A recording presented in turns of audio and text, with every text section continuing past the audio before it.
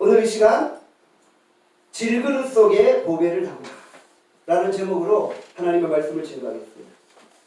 우리 인간들은 질그릇과 같습니다. 고린도서 4장 7절에 말씀하죠. 우리가 이 보배를 질그릇에 가졌습니다. 그러니까 우리가 질그릇이라는 거예요. 하나님이 사람을 처음 만드실 때 흙으로 만드셨습니다. 그래서 인간은 흙입니다. 인간이 죽으면 흙으로 돌아가죠. 인간이 죽음 이후에 한 줌의 흙으로 돌아가는 것을 우리는 너무나도 잘 알고 있다는 것이죠. 인간은 흙으로부터 와서 흙에서 난 것을 먹고 흙으로 돌아가게 되어진다. 인간은 약간의 세균의 감염만 돼도 쉽게 아프고 쉽게 상처 입는, 조금만 추워도 감기에 걸리고 조금만 부주의해도 벼가 부러지고 또 쉽게 말 한마디에 상처 입는 것이 인간이라는 것입니다. 흙으로 만들었기 때문에 연약하다는 것이죠. 인간이 사실 강해 보이지만 너무나 연약한 존재라는 것이죠. 우리가 우리의 주제를 파악을 해야 돼요. 우리는 대단한 존재도 아니고 우리는 강한 존재도 아니고 우리는 흙과 같이 쉽게 깨어지는 연약한 존재라는 것이죠. 우리가 목욕탕에 가면 때를 밀잖아요. 남자들은 목욕탕에 가면 30분이면 목욕이 다 끝나요. 근데 우리 여자분들은 2시간, 3시간씩 이렇게 목욕을 하시더라고요. 나중에 보면 얼마나 때를 세게 밀었는지, 얼마나 세게 밀었는지 시퍼렇게 핏빛이 이렇게 생기고 그러시더라고요. 여러분, 때를 밀고 나서 다음 냄새를 맡아보십시오. 흙냄새가 나요. 인간이 흙이라는 거예요. 잘 안 씻는 분 옆에 가서 보면은 이상한 흙냄새가 난다는 거예요. 왜요? 흙이기 때문에. 인간은 흙으로 지어졌기 때문에. 히브리어로 아담이라는 단어가 있어요. 아담. 이것은 사람이라는 뜻이에요. 그런데 이 아담이라는 뜻에 여성 어미를 붙입니다. 아담아. 이 여성 어미를 붙인 이 아담아의 뜻이 무엇이 흙이라는 거예요. 결국 인간은 흙으로 지어졌다는 거예요. 질그릇과 같다는 거예요. 저는 지난 주간에 여러 번 병원 신방을 다녀오게 됐어요. 병원 신방을 가면 뭘 느끼게 됩니까? 인간은 육체적으로 참 약하다. 아무리 건강한 사람도요, 한번 병이 들어서 병원을 한번 갔다 오면은 한없이 마음이 연약해집니다. 저희 교회 신앙생활을 나름대로 그냥 열심히는 아니었지만 그래도 꾸준히 이렇게 나왔던 분이 계셨는데 3개월 이상 연락이 안 되시는 거예요. 전화를 해도 전화도 안 받고. 궁금했어요. 일부러 안 받나? 이런 생각도 들었어요. 그런데 지난주에 연락이 된 거예요. 그러니까 자초지종을 들어보니까 후두암에 걸렸다는 거예요. 이분이 흡연을 많이 하시는 분이셨어요. 그래서 후두암이 걸렸다는 거예요. 그래서 고대 구로병원에서 한 달 넘게 치료를 받으면서 항암 치료를 하고 방사선 치료를 하고, 그리고 또 병원에서 나오셔서 계속 집에서 요양을 해야 되는 상황이었어요. 후두암이 걸리다 보니까 말을 할 수가 없는 거예요. 그러니까 전화를 해도 전화를 받지 못하시는 거예요. 제가 물어봤어요. 아니 그러면은 문자라도 한번 주시지. 근데 목사님, 내가 이런 상황에서 문자로 연락을 할 겨를조차가 없었다는 거예요. 그냥 생사를 오갔다는 거예요. 한마디로 표현하시더라고요. 저 죽는 거, 저 죽다가 살아났습니다. 죽던 중에 살아났습니다. 이렇게 표현을 하시더라고요. 그걸 보면서 다시 한번 느끼는 거예요. 인간은 참 연약하다. 후두암에 걸리기 이전만 해도 이분이 그래도 건강하셨고 잘 다니셨고 나름대로 풍류를 즐기시는 그런 분이셨는데 막상 질병 앞에서 자신이 한없이 연약해짐을 고백하게 되었다는 것이죠. 인간은 이처럼 연약한 거예요. 툭 치면은 부러지는 것이 인간이라는 거예요. 젊을 때는 건강한 것처럼 보이지만 점점 나이를 들어가며 늙어가는 거예요. 저도 마찬가지잖아요. 20대가 다르고 30대가 다르고 40대가 다른 것 같아요. 제 사진을 보면서도 느끼잖아요. 20대의 모습, 30대의 모습, 40대의 모습이 달라지고 있다는 거예요. 우리의 뼈가 막대기보다 더 약하다고 합니다. 그래서 뼈를 툭 치면 부러진다고 합니다. 우리는 질그릇이라. 질그릇을 자랑할 수 있나요? 아니요, 자랑할 수 없어요. 우리가 젊을 때는 건강을 자랑하잖아요. 그런데 결국 쉽게 부러지는 연약한 존재임을 우리가 고백하고 결국 자신의 외모나 자신의 건강이나 이런 것들을 자랑할 수 없다는 것이죠. 제가 과거에 사역했던 교회에서 한 권사님을 알고 있습니다. 이분은 좋은 음식이라는 것은 다 먹는 분이셨어요. 뭐 건강식품들, 뭐 좋다는 재료들, 음식들 다 먹는 분이셨어요. 그런데 참 신기하게 그런 분이 먼저 암에 걸려서 천국에 가셨다. 우리가 서로 연약함을 인정해 줘야 합니다. 옆에 분들이 연약한 존재라는 것을 우리가 인정해 주고요. 품어줘요. 우리의 말 한마디 우리가 쉽게 던질 때가 있지 않습니까? 그런데 우리의 무심코 던지는 말 한마디에 상대편이 상처받을 수 있다는 사실을 우리가 기억해야 됩니다. 왜냐하면 인간들은 너무 연약하기 때문에. 그래서 우리가 나이가 들어감에 따라 어디에 소망을 둬야 합니까? 바로 고린도후서 4장 7절에 말씀한 것처럼 우리가 이 보배를 질그릇에 가졌습니다.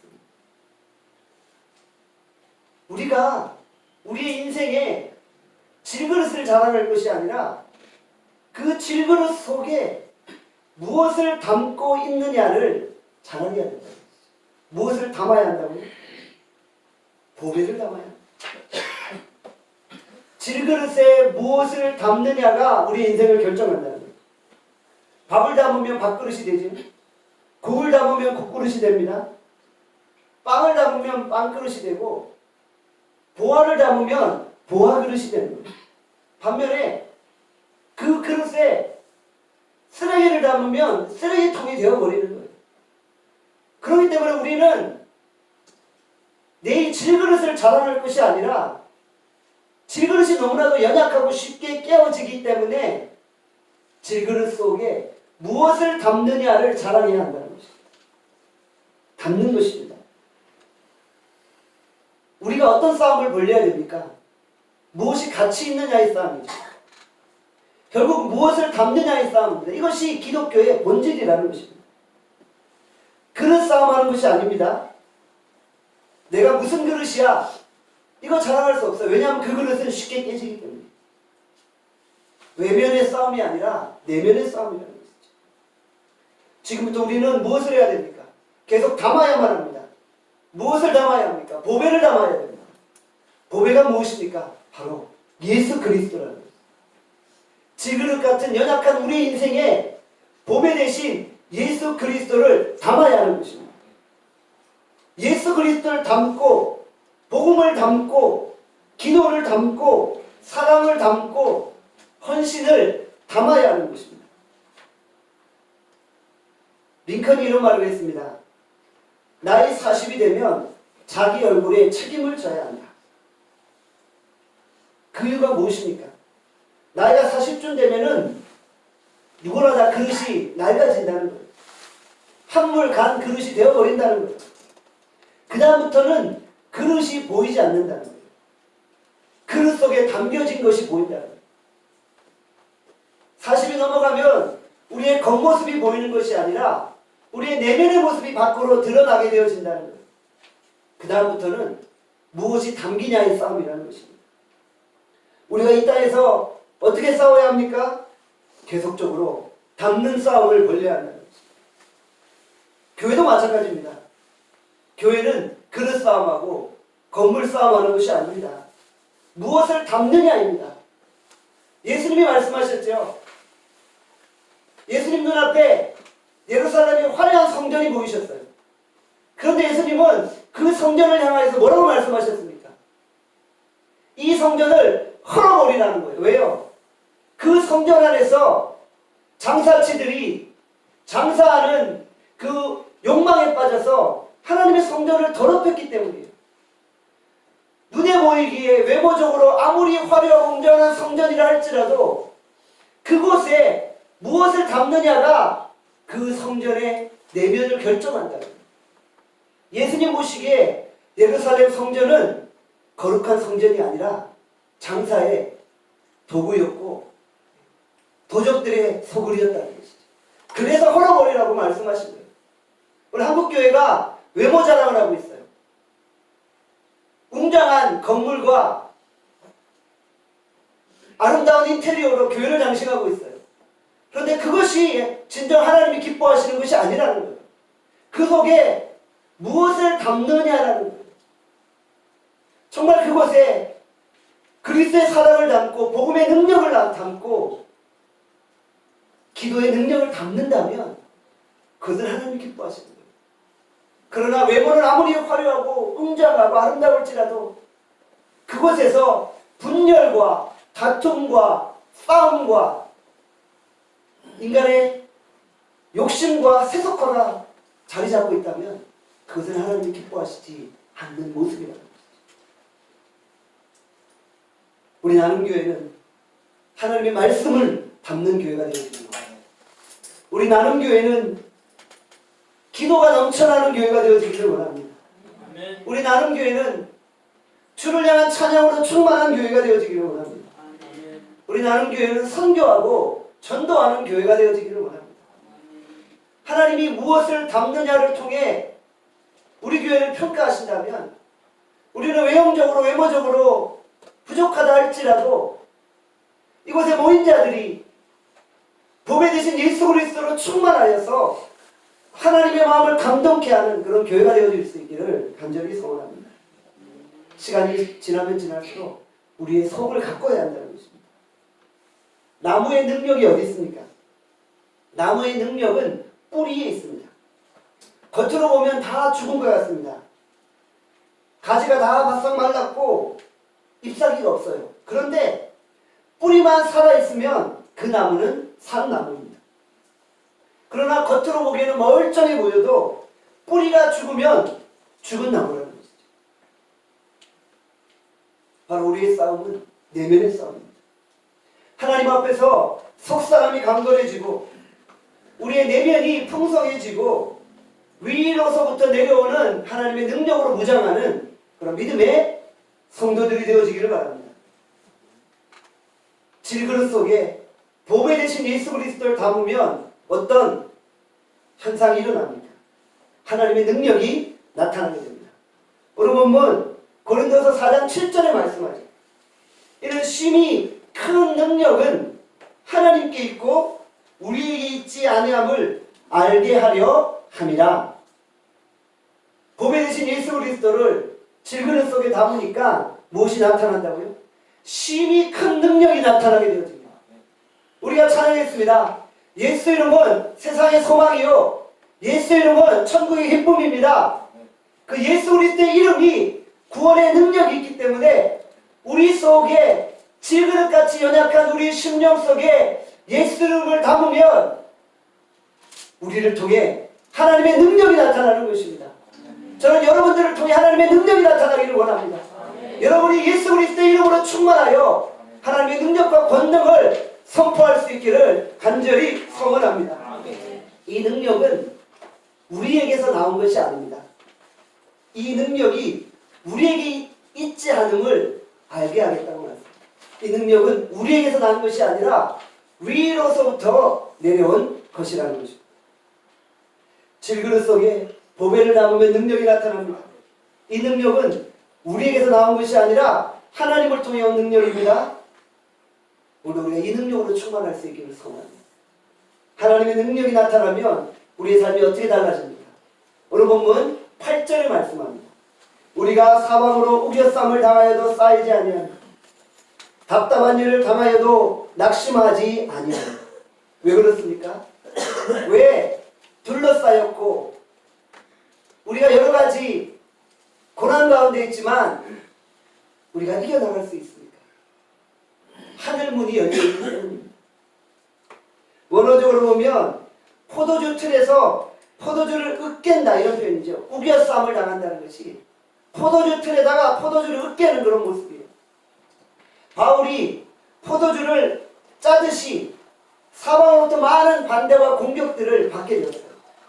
그러나 절대로 으깨지지 않는 거예요. 왜요? 하늘의 문이 열려있기 때문에. 동서남북 사방팔방 나를 가로막고 둘러 진쳐 있다 할지라도 하늘의 문이 열려있기 때문에 우리는 안전할 수 있다는 거예요. 언제나 하나님은 피할 길을 열어주신다는 것이죠. 오늘 우리가 사면초가의 위기 가운데 놓여 있습니까? 여러분들이 어디를 가든지 항상 사방팔방으로 우겨쌈을 당하고 있습니까? 우리가 이런 상황을 위기라고 하죠. 빠져나갈 길이 없습니까? 그때 눈을 들어 하늘을 바라보고 하나님께 구하시기를 바랍니다. 언제나 하늘길은 열려있음을 기억하시기를 바랍니다. 히스기야가 그러했습니다. 아수르의 18만 5천의 군대가 예루살렘을 완전히 포위했습니다. 쥐새끼 한 마리 나갈 수가 없었습니다. 이제는 다 죽게 되었습니다. 그때 히스기야가 했던 일이 무엇입니까? 항공 문서를 들고 하나님의 전으로 올라갔습니다. 그리고 살려달라고 기도했습니다. 하늘을 향해 외쳤습니다. 그랬더니 포위망이 뚫려버립니다. 하늘의 천사가 나타나 아수르의 18만 5천의 군대를 다 박살내 버렸다는 것입니다. 오늘 우리가 해야 될 일이 바로 이것입니다. 속사람이 강해진다는 것이 무엇입니까? 우리가 하나님을 향해 기도함으로 18만 5천의 군대를 박살내버리는 것입니다. 우리가 한국 사회를 위기라고 말하지 않습니까? 이 위기가 누구 때문입니까? 우리만 살면 되는 것입니다. 우리만 깨어서 기도하면 되는 것입니다. 하나님, 이 대한민국 위에 아수르의 18만 5천의 군대와 같은 그런 공격이 있습니다. 하나님이 대한민국의 이 위기와 이 공격 앞에 하나님께 구하오니 포위망을 끌어주시오. 그러면 이 나라가 서게 되어지는 것입니다. 우리가 사실 기도로 여기까지 온 것이 아닙니까? 우리가 기도로 이 대한민국을 일으킨 것이 아닙니까? 이 민족이 다시 살 수 있는 길은 무엇입니까? 오직 기도 외에 없다는 것입니다. 오직 기도 외에 다른 것으로는 이 나라의 위기를 극복할 힘이 없다는 것입니다. 미국 교회가 언제 부흥했습니까? 하나님이 쓰시는 한 사람을 세웠을 때 부흥했습니다. 하나님은 기도하는 한 사람을 통해 미국 교회를 세우셨다는 것이죠. 데이빗 브레인우드를 세우셨습니다. 그를 통해 기도하게 하셨고요. 그를 통해 존 웨슬리가 영향을 받게 되었죠. 그리고 존 웨슬리를 통해 헨리 마틴이 영향을 받게 되었죠. 헨리 마틴을 통해 데이빗 리빙스턴이 영향을 받게 되었죠. 그리고 데이빗 리빙스턴을 통해 미국의 영적 대각성을 일으켰던 조나단 에드워드가 영향을 받게 됩니다. 하나님은 시대에 한 사람 한 사람을 세워서 그 한 사람을 통해 민족에 영향을 미치게 하시고 그 기도하는 한 사람을 통해 미국 교회를 일으키셨어요. 결국 조나단 에드워드가 미국의 영적 대각성을 운동, 미국의 놀라운 부흥운동을 일으키게 된 것이 아닙니까? 그리고 그 부흥운동을 통해 은혜 받은 젊은이들이 19세기 조선 땅으로 들어와 이곳에서 순교하며 대한민국의 복음을 증거하게 한 것이 아닙니다. 우리가 해야 될 일이 무엇입니까? 우리 주변이 막혀있는 상황이잖아요. 교회도 여러 가지 어렵고 우리의 주변 상황도 여러 가지 힘들잖아요. 저는 우리 모두가 히스기야와 같은 사람이 되기를 원합니다. 우리 한 사람의 기도를 통해 이 교회에 둘러싸고 있는 모든 아수르 군대들이 물러갈 수 있기를 원합니다. 여러분 한 사람 한 사람의 기도를 통해 이 나라의 위기가 풀려질 수 있기를 간절히 소원합니다. 우리가 직장에서, 가정에서, 캠퍼스에서 이런 모습으로 설 수 있기를 소원합니다. 여러분이 직장에 히스기야가 되어질 수 있기를 원합니다. 여러분이 가정에 히스기야가 되어질 수 있기를 원합니다. 하나님, 우리의 가정에 악한 세력을 물리쳐 주십시오. 우리의 직장에, 우리의 캠퍼스에 악한 영들을 물리쳐 주시옵소서. 여러분들이 직장으로 가서 그 일을 해야 됩니다. 하나님, 내가 히스기야와 같이 쓰임받기를 원합니다. 이렇게 해야만 깰 수 있다는 것입니다. 우리가 해야 될 일이 무엇입니까? 막혀있는 것을 깨는 것입니다. 하나님은 우리를 우겨쌈을 당한 것으로 보내신다는 것이죠. 왜 보내십니까? 기도로 깨라고 하시는 것입니다. 얼마나 기도해야 됩니까? 생명 걸고 기도하는 것입니다. 기도는 우리의 문제를 해결하는 능력이 있습니다. 들어가서 히스기야의 기도로 깨뜨리는 것입니다. 부르짖으면 깨어진다는 것입니다. 이것이 바로 하나님께서 질그릇 가운데 보배를 담게 하신 이유인 것입니다. 질그릇 가운데 보배 대신 예수 그리스도를 담으면 영적인 혁명이 일어나는 것입니다. 오늘 이 시간 하나님이 주신 능력으로 사단 마귀가 둘러싸고 있는 모든 환경을 깨뜨려버리는 믿음의 종들이 되시기를 바랍니다. 계속해서 말씀합니다. 답답한 일을 당하여도 낙심하지 아니하며. 답답할 상황이 참 많이 있죠. 최고로 답답한 상황은 어떤 상황입니까? 내가 무언가를 하고 싶은데 못하는 거예요. 하고 싶은데 못하는 거예요. 답답하지요. 어제 우리 이혜리 선교사님이 관악구에 있는 보라배 병원에 입원을 하셨어요. 그러니까 우리 이혜리 선교사님 보면서 참 마음이 답답한 거예요. 여러분들 그런 마음이 드시죠? 마음이 답답한 거예요. 어떻게 할 수가 없어서 답답한 거예요. 뭔가를 해주고 뭐 도와주고 싶은데 할 수 있는 것이 별로 없어서 답답한 거예요. 여러분, 이런 답답함이 여러분은 있으십니까? 그런데 답답하지만 또 한편으로는 낙심하지 않아요. 우리 이니 선교사님을 보면서 낙심이 되지 않아요. 왜요? 질그릇 속에 보배를 담고 있기 때문에. 답답한 일을 당하였을지라도 우리가 낙심하지 않는다는 거예요. 왜냐하면 우리에게는 예수 그리스도로 말미암아 천국의 소망이 있고 죽어도 살게 되어지는 부활의 소망과 그 부활의 능력이 있기 때문이라는 거예요. 사도행전 16장에 보면 바울과 실라가 빌립보 감옥에 갇혀 있습니다. 애매하게 고난을 당하고 있는 거죠. 귀신 들린 한 여인을 고쳐줌으로 말미암아 빌립보 감옥에 갇혀 있게 되었어요. 갇혀 있으니까 얼마나 낙심이 되겠습니까? 이것보다 낙심되는 일이 더 어디 있겠습니까? 무엇보다도 하고 싶은 일을 못할 때 답답한 것이 아닙니다. 마음은 원인데 환경이 따라주지 않으니까 답답한 거예요. 우리도 마찬가지 아닙니까? 인생을 살다 보면 답답할 때가 있잖아요. 이건 내가 꼭 해야 되는데 안 되는 거예요. 그러니까 어쩔 줄 모르겠는 거예요. 직장을 구하고 싶은데 직장이 안 보이지만 얼마나 답답하겠어요. 빨리 이 사업을 이제 펼쳐나가고 이 사업을 통해 주회를 하고 싶은데 안 되니까 답답한 거예요. 진학도 해야 되는데 안 되니까 답답하고 결혼도 해야 되는데 안 되니까 답답할 때가 있지 않습니까? 저는 목사잖아요. 우리 나눔교회가 좀 든든히 서야 되는데 안 되니까 답답할 때가 있는 거예요. 아니, 빨리 일꾼들이 모여야 되는데 더디게 역사하는 그 하나님의 인내하심 앞에 답답함을 안고 기도하는 거예요. 그런데 그런 답답함 속에서도요, 질그릇 가운데 보배를 담은 성도는 결국 모든 것들을 뚫어낼 수 있다는 것입니다.